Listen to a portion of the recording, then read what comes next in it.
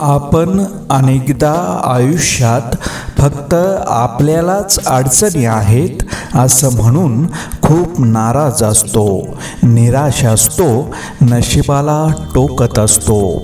पण एक सत्य आपल्याला जाणून घेता येईल तेवढं उत्तम ते सत्य हे आहे की अडचणी, संकटे, समस्या प्रत्येकाला आहेत. आनंदी लोकांना फक्त त्यावर मात कशी करायची, ते दुर्लक्षित कसं करायचं हे समजलेलं असतं. हाच तो काय फरक. थोडक्यात काय, संकटांची, आव्हानांची मालिका कधीच संपत नसते.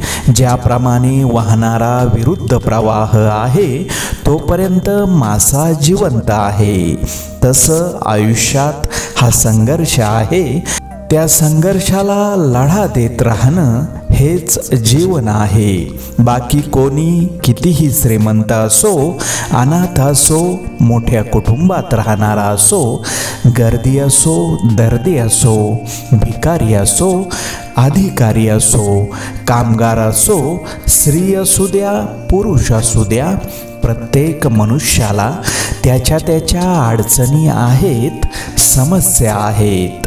म्हणजेच की सर्वांना वेगवेगळ्या काही ना काही अडचणी, समस्या दैनंदिन आयुष्यात या आहेतच. त्याविरुद्ध लढा देणं, त्यावर मात करणं, त्या परिस्थितीला सामोरं जाणं एवढंच आपल्या हातात आहे. त्यामुळे हे माझ्याच नशिबी वगैरे ही टीका नेहमी करणे टाळा.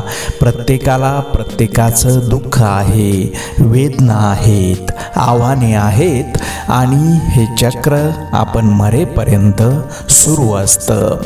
ज्या दिवशी आपण लढणं सोडतो तेव्हा मृत्यू जवळ येत असतो आणि जोपर्यंत लढत राहू तोपर्यंत आपण जगत असतो. अमुक केलं की मी निवांत होईल, तमुक केलं की मी कायमचा निवांत होईल, हा एक भ्रम आहे. अशी फेज, असा टप्पा कायमस्वरूपी कोणत्याच वळणावर येत नसतो. त्यामुळे त्याची वाट पाहण्यात आयुष्य कधीच खर्च घालवू नये. जे वास्तवात आहे त्या वास्तवातील गोष्टींचा, घडामोडींचा अंदाज घेऊन, आनंद घेऊन जगण्याचा प्रयत्न करावा.